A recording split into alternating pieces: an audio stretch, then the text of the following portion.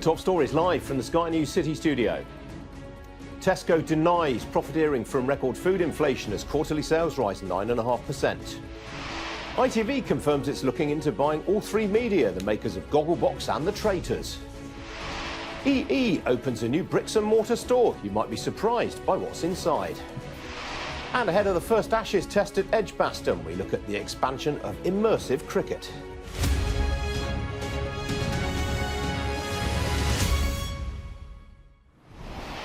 Good morning, this is Ian King Live, an hour of business and economic news from the heart of the city. Now, Tesco said this morning it was seeing signs that inflation is beginning to ease. Ken Murphy, the chief executive, said Tesco believed the country was past the peak in inflation and said that he hoped to see prices moderating throughout the year. Well, he was speaking as Tesco was reporting sales of £13.79 billion in the UK and Republic of Ireland for the 13 weeks to the 27th of May. That was up 9.5% on the same period a year ago. But Tesco said it still expects its retail adjusted operating profits this financial year to be no better than those achieved last year. Well, the grocery sector has recently been accused by union leaders of profiteering, but Mr Murphy insisted that was not the case, and he added that the Bank of England was unfair to blame supermarkets for stubbornly high levels of inflation. We're joining me now is Guy Ellison. He's head of UK equities at Investec Wealth and Management. Guy, good to see you this morning. I mean, the fact that that they were up 9.5% and that food and drink inflation has been running at sort of 19% kind of dismisses any suggestions of profiteering, really, doesn't it? Yeah, they're not immediately obvious in these numbers. I mean, these numbers are simply the headline sales, the turnover that the stores have achieved. We haven't got any insight today into the profitability that Tesco has driven on the back of those sales.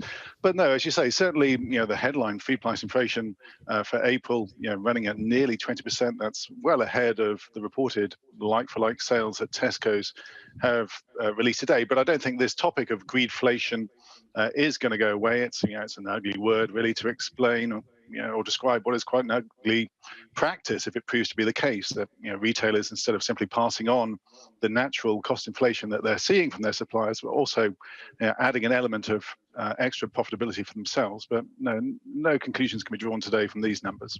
No, I mean, the fact that their sales are so low compared with food and drink inflation rather suggests that they may have seen a decline in sales volumes. Yeah, certainly we don't expect volumes to be leading the way at the moment. Again, the breakdown wasn't explicit in these numbers today from Tesco's as to what element of that sales increase was down to price, still coming through. We assume the vast majority compared to how much was down to volume. But we mustn't forget that even though Tesco's has around 27% of the UK grocery market, this is an intensely competitive market. Price transparency is pretty good, and again, this is one of the arguments against why greedflation might not be happening in the UK. It's very easy to see what the cost of goods is, equivalent goods across different stores, and it's literally very easy to shop around. The growth of the discount retailers over the last decade.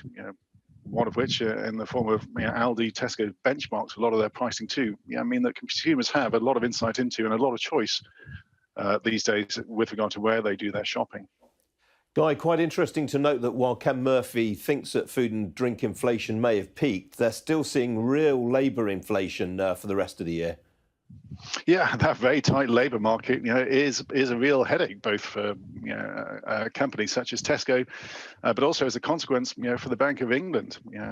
We saw the recent tranche of UK wage data and employment data, and they were both very strong prints. The market is now starting to discount the above and beyond the recent increase we had from the Bank of England in May in interest rates, taking them up to 4.5%. That we're probably going to see another 25, another 50 basis points coming through. That's slightly in contrast to the US. The latest data point yesterday from the US around initial jobless claims was still a bit higher. If you're pessimistic or optimistic rather of the Fed starting to slow down on rate increases in the US, you might say that real-time employment data in the US is starting to show signs that there's a bit of pressure in the labour market, but we're not seeing that yet in the UK, and it leaves the Bank of England with very little option but to continue on with its trajectory of rate increases. Yeah. Now, elsewhere in the Tesco numbers, Guy, I mean, the one thing that really stood out at me is just how well Booker is doing right now. It was obviously bought by Mr. Murphy's predecessor, Dave Lewis, back in 2015. I mean, it really is a jewel in Tesco's portfolio, isn't it? Yeah, it looks like a great deal, doesn't it? Diversifying Tesco's revenues away from simply selling to consumers, but selling to wholesalers and to business as well. And yeah, we're seeing strength across big elements of that UK hospitality industry. Volumes coming back into pubs, into restaurants, sporting venues, whatever it may be. The wholesale side of the market looks quite active, and it's proving a great diversifier for Tesco's, as you say. All right, Guy, got to leave it there. Good to talk to you as ever this morning. Thank you. Thank you. Now, you might think most people buy their mobile phones online these days, but EE, operator of the UK's biggest mobile network, still believes there's demand for physical retail space in the sector. It's just opened the UK's biggest mobile store, the EE Studio, a 4,240 square foot space at the Westfield Shopping Centre in West London, with similar outlets planned in coming months in Manchester and Cardiff. I've been speaking about the opening with Bridget Lee, Managing Director of Commercial at EE, and I also took the opportunity to ask her about this week's blockbuster merger announcement between her rivals Vodafone UK and 3UK. Well, we've probably been in the design process now for coming on for 2 years, actually. We've used lots of information, customer data, etc., to create what we think is a really special space. And I'm really proud of what the team have created together. And how much does it cost to put together? It's cost a little bit more than most of our stores, but surprisingly, actually, it's about the right amount of money that we've spent on this store, and much less pounds per square foot than many of our other stores. And why have you gone to the trouble of doing this? I mean, I would assume, completely from a position of ignorance, of course, that most people buy their mobile phones online these days. Lots of people do buy their mobile phones online, but actually it's not just mobile phones that people buy now. People want to connect their homes. They want to do many more things with technology. And actually the whole landscape is really, really quite complicated for customers. And what we're hoping to do in this space is to be able to make it much simpler for our customers to be able to understand all of the different technologies and how they talk to each other in the home, outside the home, etc. Make life simpler and easier and more efficient for our customers. So what are the big sort of connectivity applications that you're trying to highlight here? So traditionally, you might know us for mobile and broadband as EE and BT, but actually within this space, with EE as our flagship brand, this is about the whole of the home and connecting people at home and in life. And what you see in this store is a lot more experiential qualities. So, for example, we have a whole area here to my right, which is about building your connected home. We've got a living area, we have a smart kitchen, we have home working space, we have a kids sort of bedroom in here, and we can help kids be really safe online. We can teach parents more about how to do that in the right way, and we can help customers to connect all of the different applications throughout their home, and hopefully demystify a lot of the technology that goes along with that. We've also got some really interesting areas as well, like a gaming zone. So if you're an avid gamer, Ian, you might want to spend a bit of time in there because it is a really cool space, a sort of shop within a shop. And that's been designed by people who specifically are experts in gaming. So I think it's a really credible space for our customers who are into gaming. The fact that you're showcasing all of these applications, is that an acknowledgement or recognition of the fact that people aren't as excited as once they were by new handset releases? I think, customers love their phones, don't they? I know I spend far too much time on my phone, and, my screen time goes up every single week. But what we are doing with our phones is becoming more complicated. So it's not just about sending that text or making that call. It's now about how that phone connects with all of the other devices in your life, at home and outside the home. And that's where it starts to become a bit more complicated for customers. And that's what we're hoping to do in this store, make it very simple for people to connect all those different pieces together and make their lives a bit more simple and easy. Obviously, that a lot of that depends on the quality of the connectivity and the quality of the broadband and Wi-Fi service, ultimately. It absolutely does, and we're really proud that we are, it's actually only today launched that we will be having the fastest full fibre connectivity starting in the next few months, launching very, very soon. I've got to ask you about Vodafone's proposed merger with 3UK. What is that going to mean for you? I mean, if it goes through, if the competition regulators allow it, it means that EE will no longer be the number one player in the market. Are you necessarily bothered by that? Well, I mean, EE is born out of a merger ourselves. So, BT, as you know, and EE merged a number of years ago. And we've gone through it's a very complex process merging two businesses. We're sort of through that now. We're a few years down the line. And it's really helped us to think hard about what our strategy is for the future, what our customers want. And hopefully what you see in the store today is that physical manifestation of the new EE as our flagship consumer brand. So are you saying you're relatively agnostic about a Vodafone 3 merger? It's something that you'd just sort of brush off? I think it's for Voda and 3 to sort of comment and understand more about what their strategy is for the future. What I can say is we're really pleased to be a few years down the line from our merger and in a position where we are ready to launch to all of the rest of the UK, the great strategy that we have for the future, which is very customer centric, very experiential, and hopefully addresses all of our customer needs. Just want to bring you a bit of breaking news out of Nottingham, where obviously the news has been pretty terrible this week, but there is a little bit more optimism around this morning. We've just heard from Nottingham University Hospitals Trust, and they've issued a condition report on the Nottingham incident patients. The Trust says we can confirm 2 patients are stable and 1 has been discharged. We can give no further updates at this time. Some other business news stories for you now, meanwhile. And ITV said this morning it's considering an offer for the TV production house All3 Media. That's the maker of hits such as the BBC's Call the Midwife, Channel 4's Gogglebox and ITV's own Midsummer Murders.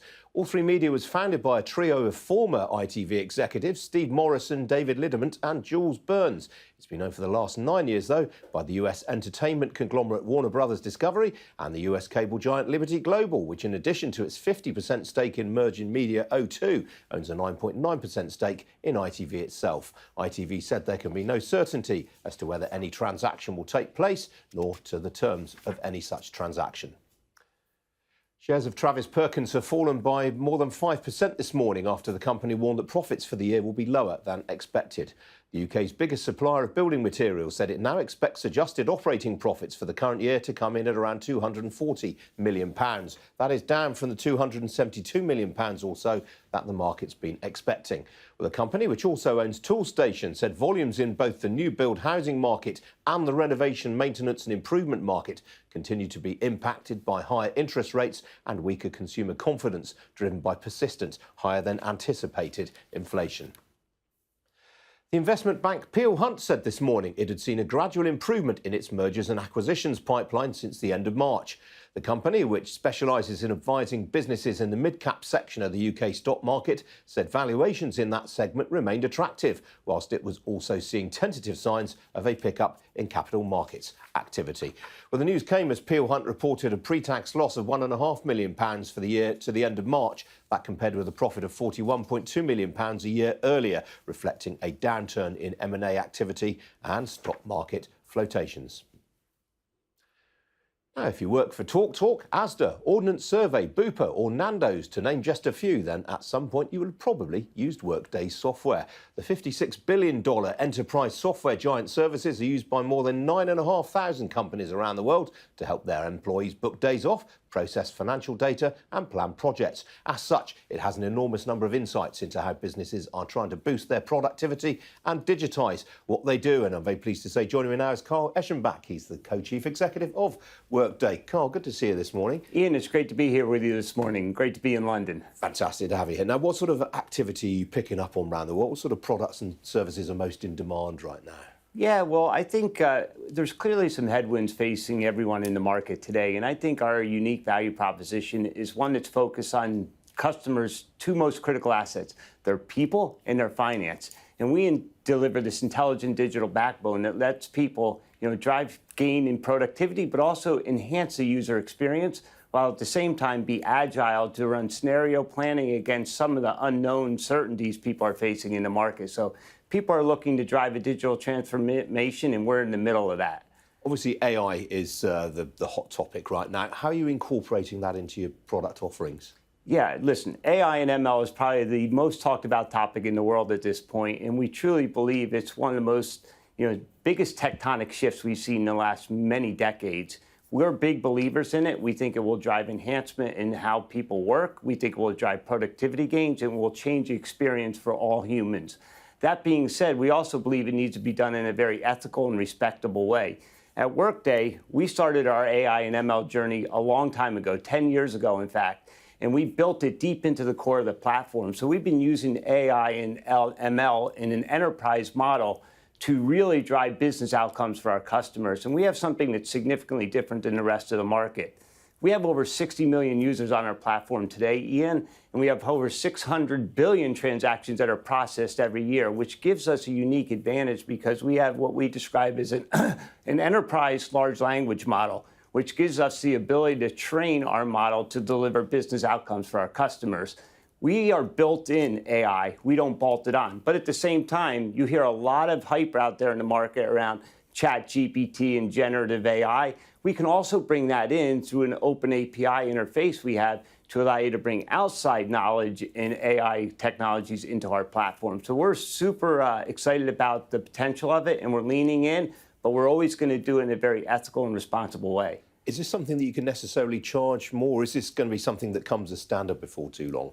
I think how we're thinking about it is because we have a differentiation versus our competitors, we think it's going to improve our competitive win rates. We have a common data model that no one else has because we were built in the cloud. We have a single data architecture that's different than everyone else. So we think it will be reflected through our competitive win rates. We are also looking at alternative solutions that we might be able to charge for in the future, but we haven't announced any plans at this time. Now, you're obviously on a whistle-stop tour of Europe. I think you're on record as saying you see a lot of opportunities in Europe. How big is your presence here compared with the US? Yeah, so I'm doing a tour of Europe. My first stop was earlier this week in Munich. Came over here to London last night and then on to Paris on Sunday. So I'm doing a tour of the region. It represents a significant opportunity for us. In fact, it's one of our strategic growth initiatives is growing our European market. Here in London, we have over 1,500 customers. We have 40% of the FTSE running on top of the Workday platform. But we're leaning in heavily into the international market. The international market, which we call international, is outside the U.S., is about 25% of our revenues, yet it represents more than 50% of our opportunity on a global basis. So we're going to lean heavily into it. We're building out here in London. We're building out across Europe. We're adding new technologies, new data centers, and we're adding a lot of people to drive and keep up with the demand.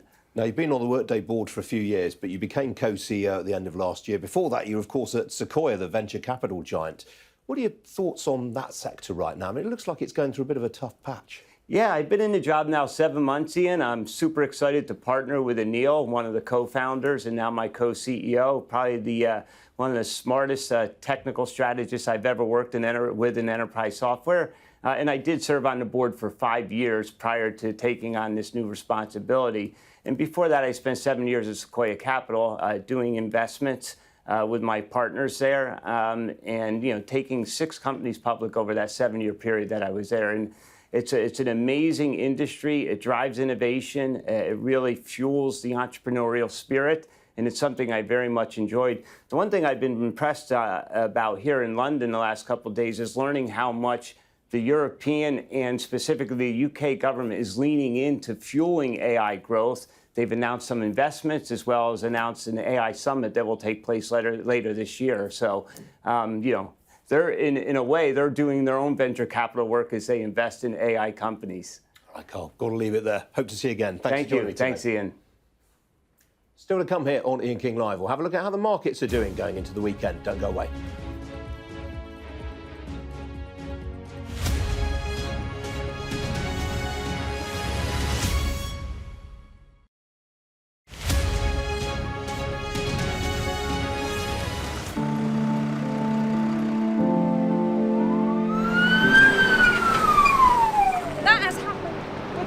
And now it's coming from both sides and it's moving this way.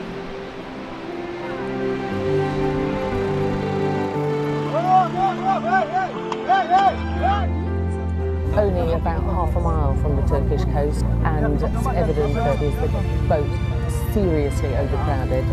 This is one of the most severe viruses in the world. I'm Alex Crawford and I'm Sky's special correspondent based in Istanbul. This is going to be the biggest party Tripoli has ever seen. That's it got us then. There's a lot of action going on, a lot of hits going in still. We aim to be the best and the most trusted place in news.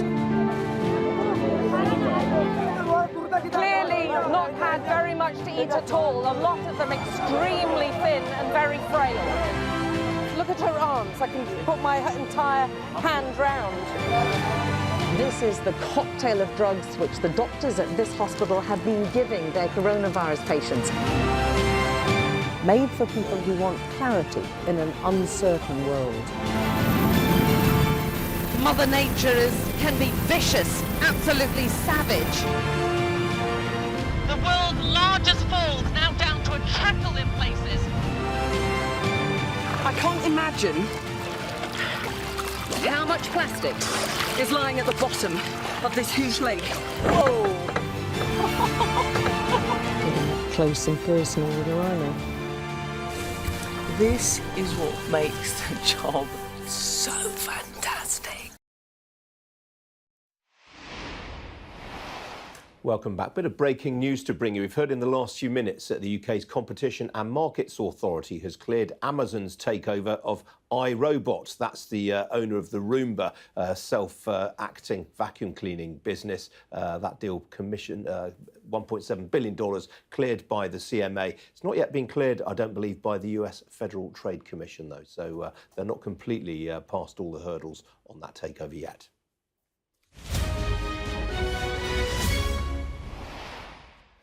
Well, last night's gains on Wall Street, during which the S&P 500 and Nasdaq Composite completed 6 straight days of gains apiece, was followed by gains for equities overnight in the Asia-Pacific region. The Nikkei in Tokyo hit another 33-year high, completing 10 straight weekly gains after the Bank of Japan left monetary policy unchanged. Well, in Europe, stocks are also going on into the weekend on a positive note. Here's the current picture. All the main continental European indices in positive territory right now. Talking points this morning include Rheinmetall. Its shares are ahead by some 3% in Frankfurt, and that is on news that the Leopard tank maker is about to receive a major contract from the German government worth billions of euros, we're told.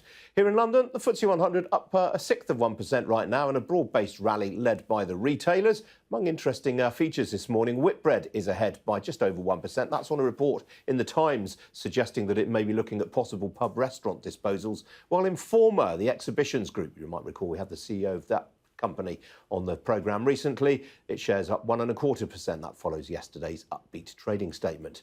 Outside the FTSE, ASOS is ahead by another 4.25% after reporting yesterday its return to profits during the latest quarter, while Currys, the electrical goods retailer, is ahead by some 1% on news it may sell its Greek business. On the foreign exchange markets, well, the pound has been trading above $1.28 for the first time since April last year. That's after the Fed, of course, paused interest rate hikes on Wednesday evening. Sterling also up by 1/10% or so against the euro. The single currency, meanwhile, more or less flat against the US dollar right now. As for the oil price, well, it rallied sharply yesterday. It's given away a bit of those gains this morning, but still on course for its first weekly gain in 3. A barrel of Brent crude will currently set you back $75.52 a barrel. That's off 1/5%. Well, with me this morning is Ian Williams. He's Chairman and Chief Executive of Charteris Treasury Portfolio Managers. Ian, good to see you this morning. Every time we have you on the programme, there's a lot of turmoil going on in the gilt market. Yeah. Well, last time we were on was after the infamous Liz Truss budget and the collapse of the gilt market was going on at the time. And that was a very interesting time. And now we're seeing gilt yields even higher in some cases than they were. Yeah, the short end, yeah. I mean, if you remember, what we said at the time was that the Liz Truss budget was the catalyst for the final sell-off in the market. It wasn't the underlying cause. Gilts have been falling for the sort of 9 months before she even walked through the door at 10 Downing Street. And she just happened to pick up the blame for the back end of the final sell-off. But the root cause was the leverage that the pension funds were taking. They were buying all these gilts on leverage, and then obviously you have to keep a variation margin, and if the gilts start to come down, you have to keep topping up the variation margin, and it just feeds on itself. And that was the root cause of the collapse in the gilt market. It wasn't really the budget. That was just a catalyst for the final sell-off. Yeah, so it's essentially supply and demand technicals, really. Then, I mean, the other factor, of course, is that the Bank of England is engaging in quantitative tightening. Is that much of a depressant? Well, there's a lot of talk from official sources trying to blame train drivers and supermarkets for inflation. Everyone knows the root cause was the quantitative easing, that the massive amount of money printing the Bank of England took out in the QE4 programme, where they just printed £120 billion out of thin air. And that's the root cause of the inflation we're seeing today. And what you're seeing trying to blame supermarkets is trying to blame someone else for a mistake that they made. I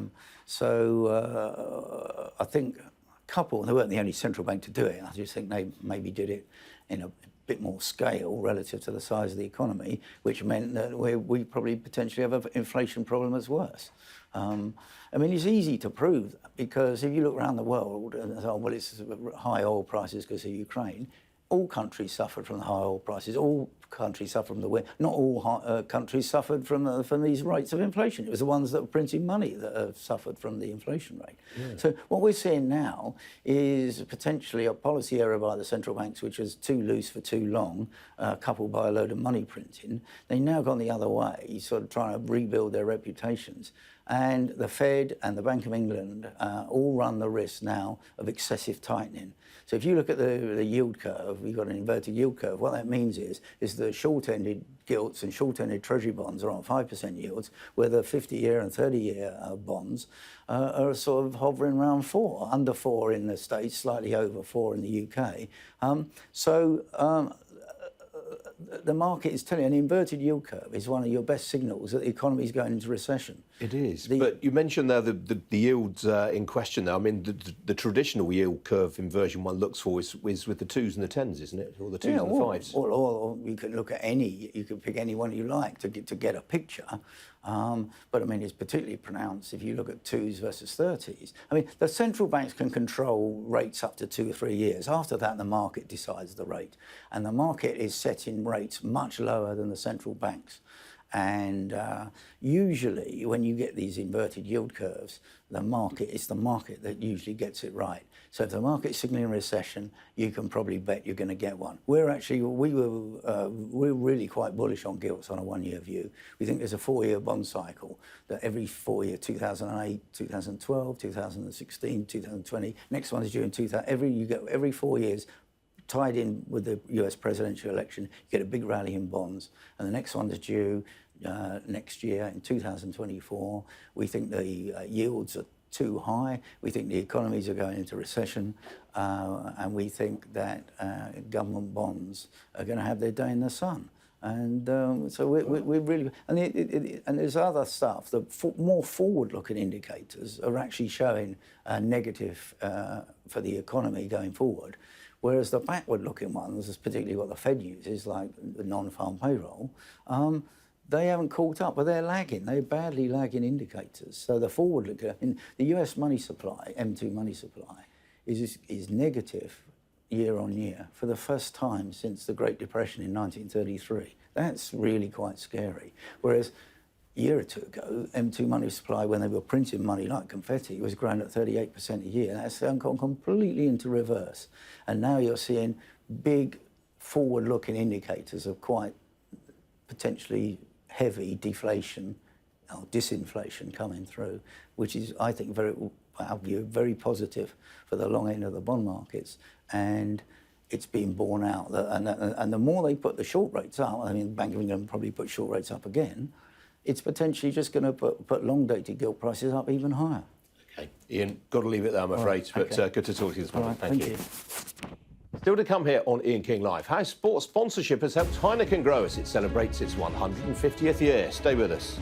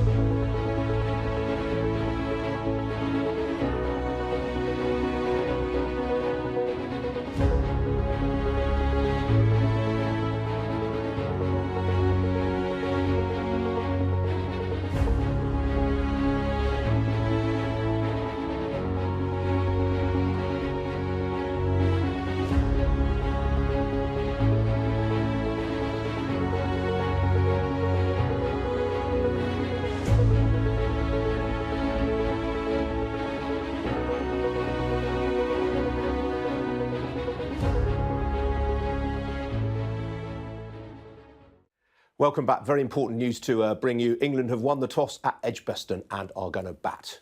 More on that on Sky Sports throughout the morning here, of course. Now, these are challenging times for businesses large and small. Costs are rising and so is the cost of capital.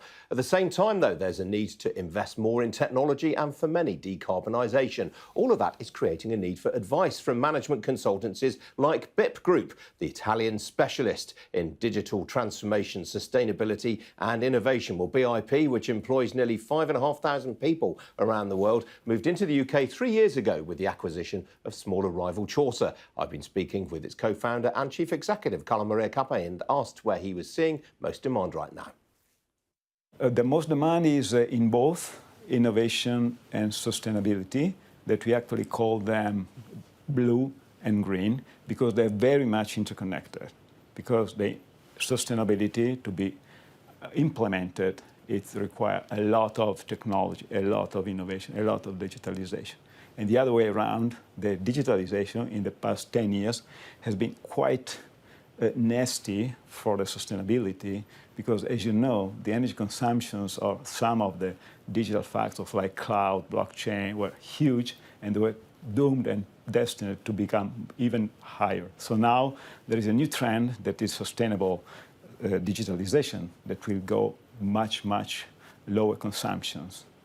Is the energy transition still as big a priority for businesses as it was, given that most businesses are now grappling with higher wage inflation, higher import costs more generally? It is, because there are some goals that are set by the governments all around the world. Of course, European has set some topics, but for example, the net zero target, that means that in 2050, there will be no carbon emissions from all the industries, for all the companies. It's been signed by 90% of the GDP country in the world. So it's a huge a goal to be achieved. So it is impacting everyone. So unfortunately, we have to say that on top of the management of the economics of the crisis, etc., we have to deal also with this topic. Now, obviously, Italy is mourning arguably one of its most famous business people this week, Silvio Berlusconi. Do you think it's going to be possible for anyone to assemble a business empire like the one he did ever again? It's, you know, he's been quite a unique person, definitely. In Italy, I don't remember any other case or a businessman becoming a politician and be successful both. It's quite weird, okay? So quite unique, it's quite a unicorn, okay? Because he did two things. One was to make quite a revolution in the business, because he was the one that founded the private televisions. Actually, there were private televisions, but were very local. He founded the country private televisions that made immediately competition with the state television. And when we enter into politics, he definitely set a new way of making politics. That is, with some gray and white, we say in Italy, of course, but of course, definitely he was a new person So to answer your question, I don't think we'll have another person like this. I think he was quite unique. He made a lot of history for Italy. But I also think that today in Italy, we have a new generation of politicians, very young, with whichever the side, you know, both of them are, both sides, or many more than both, they are very, very interested and focused on sustainability, on the innovation, on the economical problem.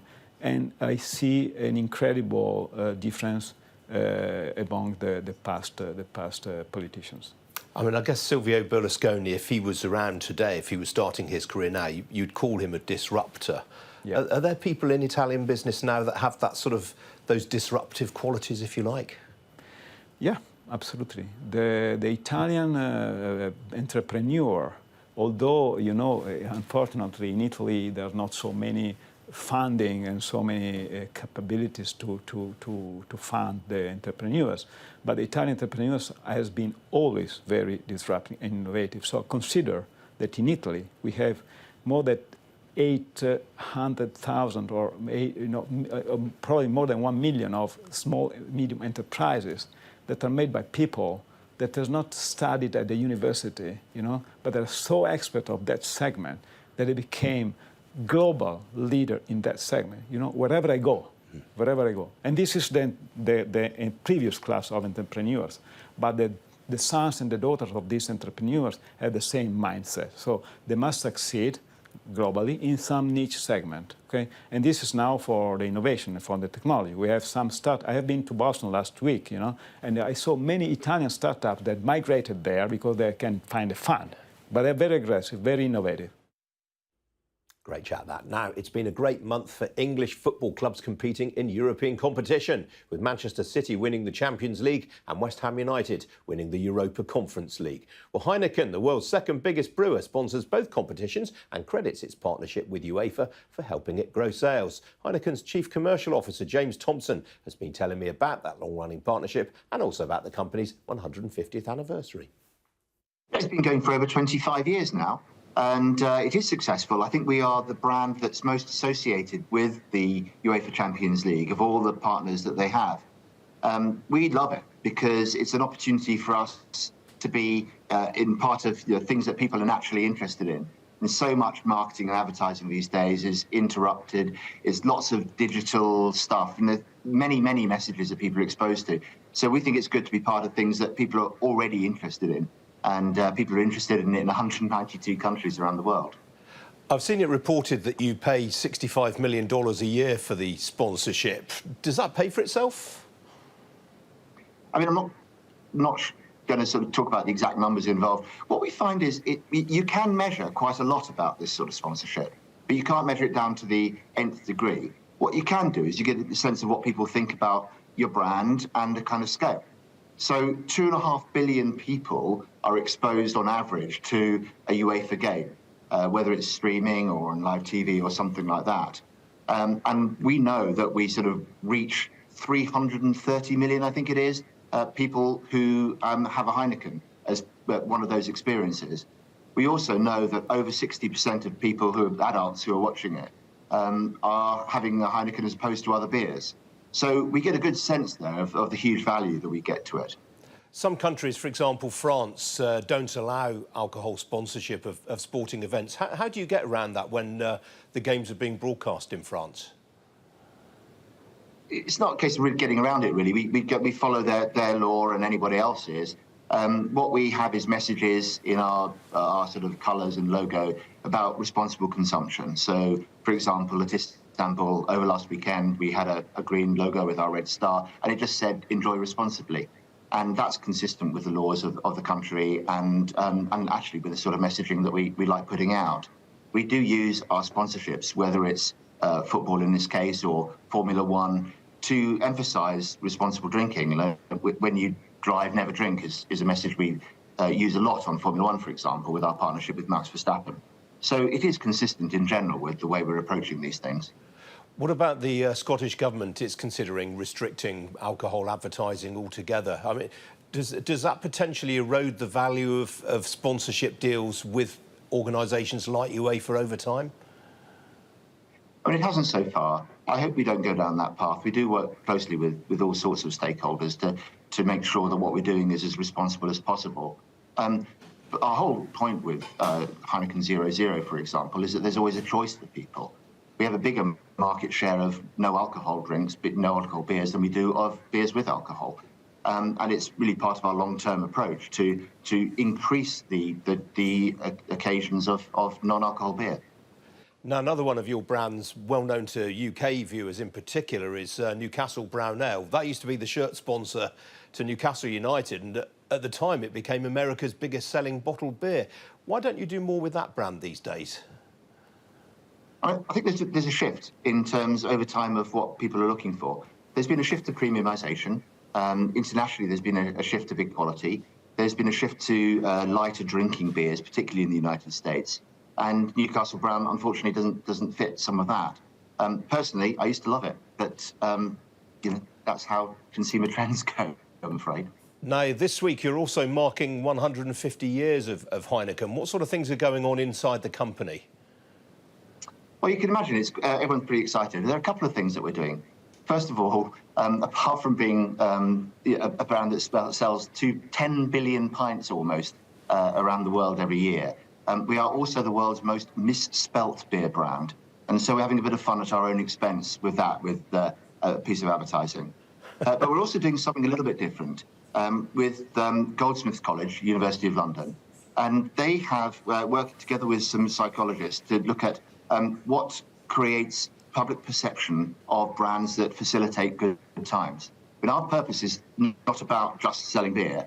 Freddie Heineken, who is one of our sort of founding marketers, talked about not selling beer, but selling what the Dutch called gezelligheid, which is good times. And so we're creating this good times index with Goldsmiths, which measures across 4 continents, 6,000 people, surveys how well we're doing at enabling good times. And we'll be able to annually measure our progress against that, because that's why we're here. Beer is a bit of fun. It's about bringing people together at a time when many people, especially after COVID, are experiencing a lot of loneliness. So there is a role, without being preachy, with a smile and with a wink, to be about being together. And that's what I think we can do. So we're going to measure ourselves on that and factor it all into the sort of the brand measures that people like Kantar can hold us accountable to. Time now for a look at this morning's business pages. And the Financial Times is currently leading its digital editions with a report that job cuts at the largest US banks this year are on course to surpass 11,000. It notes that Citigroup this week became the latest big US bank to announce significant job losses, announcing 5,000 redundancies to be completed by the end of this month, mostly in investment banking and trading. It follows cuts affecting thousands of bankers at both Goldman Sachs and Morgan Stanley.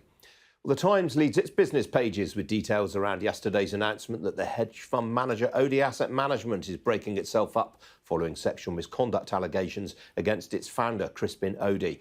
It also reports that American regulators are investigating Goldman Sachs over its dealings with Silicon Valley Bank in the days before the regional US lenders collapsed this spring. Daily Telegraph, meanwhile, carries details of the European Central Bank's interest rate rise yesterday, which took the Eurozone's cost of borrowing to its highest level in 22 years. But it leads its business pages with a report from the Institute for Fiscal Studies, which suggests that 2.9 million households are at risk of having to raid their savings in response to higher mortgage rates. Well, joining me as ever on a Friday morning is Neil Collins, the financial markets commentator and Evening Standard columnist. Neil, good to see you this morning. Good morning. Telegraph talking there about the IFS forecasts on mortgages. You've actually written on banking shares today. Very interesting take, I thought, the fact that the share prices aren't really reflecting these increases in profits they're enjoying. Yeah, it's really odd, isn't it, when you look at it? The prices of Lloyds, which is the market leader here, the shares have fallen from 54 pence in February to 45 pence now, which is a big fall, just when you'd expect them to be going up because they're making a lot of money from the difference between what they're paying depositors for money and what they're charging for loans, including, of course, mortgages, which is a big chunk of what they do. Now, I've been trying to work out why this should be. The shares should be doing pretty well, but they're not. And it occurs to me that there's going to be a lot of misery in the mortgage market in the coming months, has been well flagged elsewhere, including from the IFS this morning. And given the way people behave now and the way we react, and we're looking for somebody else to blame when we're in a spot of trouble, I suspect that quite a lot of these people will say, well, why was I sold this mortgage in the first place? Why did you let me borrow this amount of money for this amount of time? Why didn't, for example, you sell me a 5-year fix rather than a 2-year fix when you were offering them at 3% last year? And I think that there's going to be a significant backlash. It's worth pointing out that the banks have got plenty of money at the moment, and their reserves are extremely high because they have been run in a pretty prudent way over the last few years in terms of where they're putting their money. Most of their lending has in fact gone to domestic mortgages, and that they have substantial reserves. And I just can't help feeling that under political pressure, with an election next year or very shortly afterwards, the pressure on the government to try and force the banks I won't say to pay compensation, but to take a much more relaxed attitude and perhaps leave themselves open to some sort of accusations of mis-selling these mortgages. I think there'll be a lot of pressure on the banks to essentially try and ease the pain on the homeowners, which, make no mistake, it's going to be very substantial anyway. It just occurred to me that this was a likely scenario. You know, as I said in my piece today, voting blood is thicker than banking water. No, you're not saying at this point, though, that the government might consider a sort of windfall tax on the banks akin to the one that Sir Geoffrey Howe did back in 1980? I doubt they would go down that route because I'm not sure that would produce any relief to the homeowners. There might be some, I don't know, direction to encourage the banks to say to the lenders, well, to the borrowers, that in these very difficult and we hope temporary circumstances, we will let you extend the life of the mortgage, or we will not charge you the full interest cost, and various devices like that. But they would have to stave off the possibility of some sort of class action for mortgage mis-selling.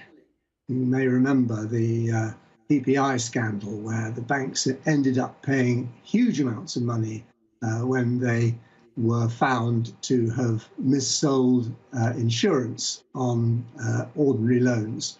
I don't think we're there yet, but I wouldn't rule it out.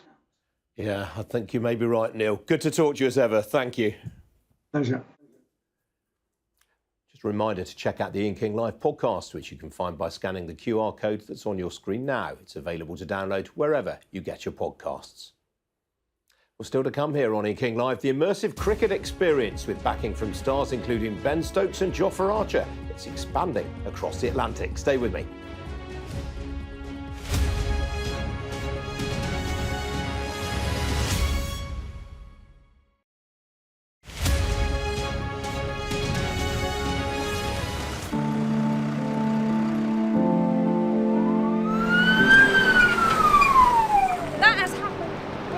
And now it's coming from both sides and it's moving this way.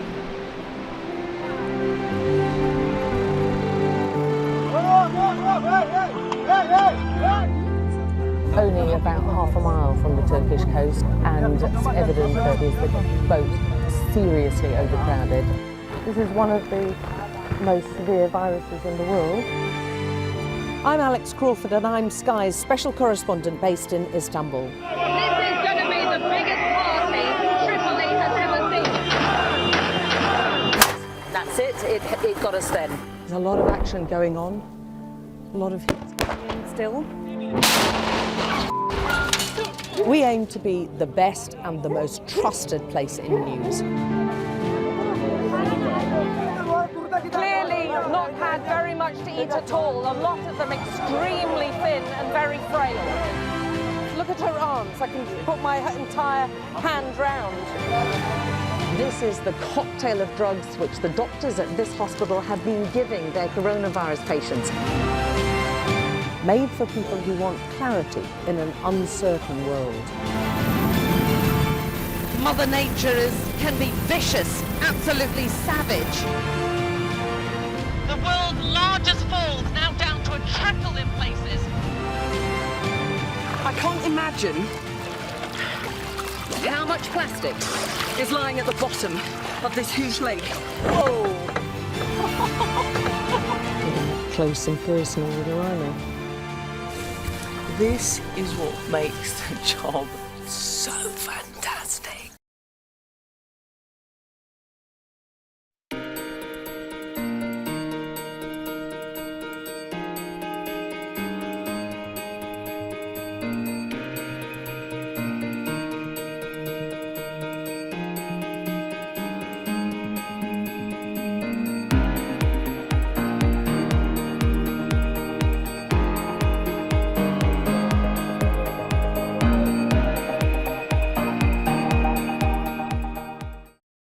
Fly Emirates, fly better.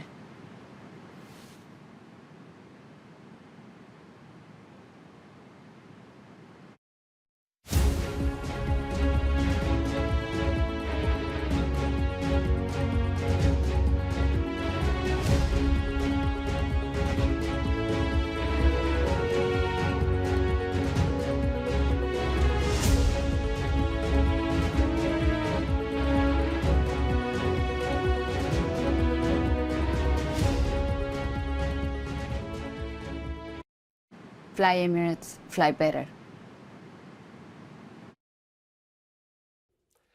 Welcome back. Now, Edgbaston will be packed this morning for the start of the first Ashes Test. One of the most exciting England teams in years hopes to win the urn for the first time in 8 years, while the Australians are looking to win their first series here for the first time in 22 years. And hoping for an upsurge in interest will be Six's Social Cricket, the bar restaurant chain which offers an immersive cricketing experience with friends and family. It's just secured backing from the investment arm of Forecast, the athletes collective, whose members include England stars Ben Stokes, Stuart Broad, Jofra Archer and Joss Butler. Well, joining me now from Dallas in Texas is Callum McKinnon. He's Chief Executive of Six's Social Cricket. Callum, good to see you. Thank you very much indeed for joining me at such an unsociable hour. For those unfamiliar with the concept, you better explain what it is that happens at your venues. So we're a cricket social entertainment concept. So you come in, you book a cage, and you basically choose your level, and you get to basically play cricket. Now, what made you choose Dallas for your first overseas venue? Dallas, it's the home of Major League Cricket, which launches in 4 weeks, which is really exciting. It's also got the second largest South Asian population in the US. So, yeah, a lot of cricket enthusiasts. Now, you've 7 sites here in England and another one to come next month. How many do you think you can ultimately open in this country? In the US, I think, we think we can open 100 venues, 150 venues. The great thing is about Six is you don't have to be a cricket enthusiast. 80% of people that play top golf have never played golf before, and I think we see a similar metric in Sixes. So it's a great way of getting people into the sport. Tell me about the investment from Forecast. How did that come about? Just through mutual connections. I guess Forecast, they like to invest into things they can add value to, and with the athletes they have on board.